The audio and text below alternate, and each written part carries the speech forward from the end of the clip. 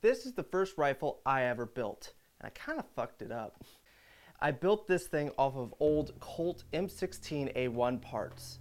Before Brownells was making retro rifles, this was the only way you can get a rifle like this, is if you bought the surplus kits. And it was missing the receiver and the barrel. And I also had to replace the trigger components with semi-auto trigger components. So I went with Delton for the lower receiver and the trigger assembly. So I bought this barrel and it came with a perfectly good front sight. But me wanting to keep the proportions as original as possible, I took off that perfectly good front sight and put this one on. And when I put it on, I canted the front sight pretty drastically. I don't know if you can see on camera how bad it actually is canted. I have the windage maxed on this rifle just so that we could hit paper at 20 yards. And even then you are aiming very far off paper just to get it to hit. So yeah, I kind of messed that up. Also, when I was putting the front sight on, I used a press and a torch. And so I was torching the sight and used a press to push the pins in. And the front one went in perfectly and the rear one kind of smushed.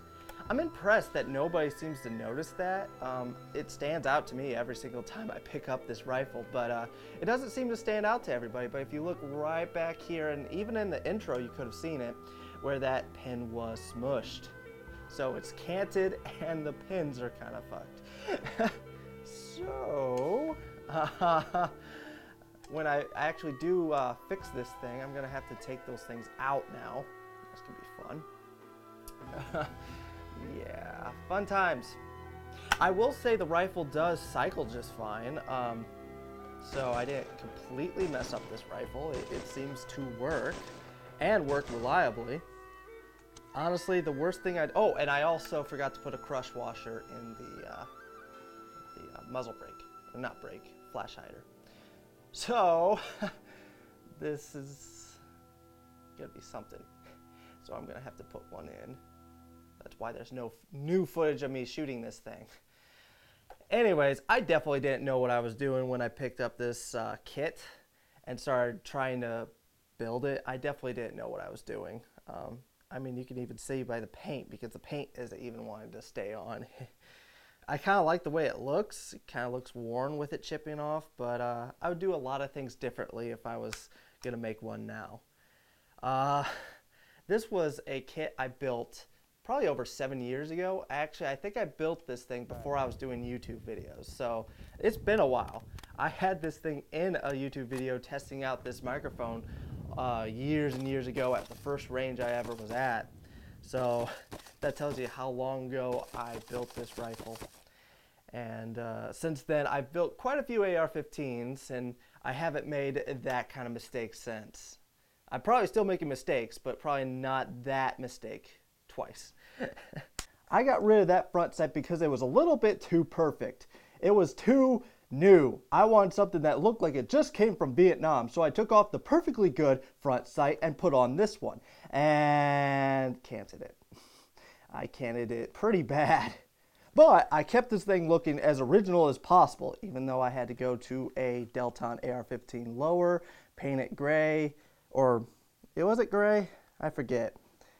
I painted it to match the upper, and I color matched it the best I could, and you can definitely tell there's a difference.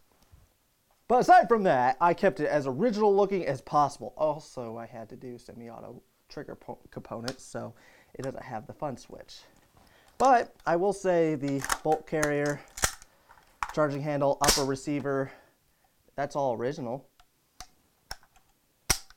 So that's kind of cool. Anyways, yeah. I hope you guys enjoyed this video.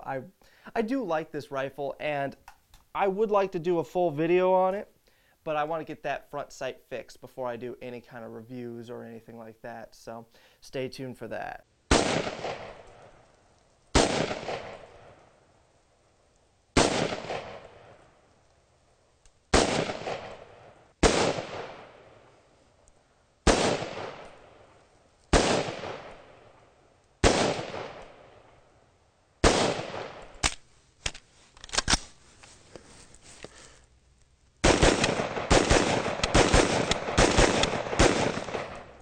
hope you guys enjoyed this video. Stay tuned. There's going to be a lot of cool stuff coming up.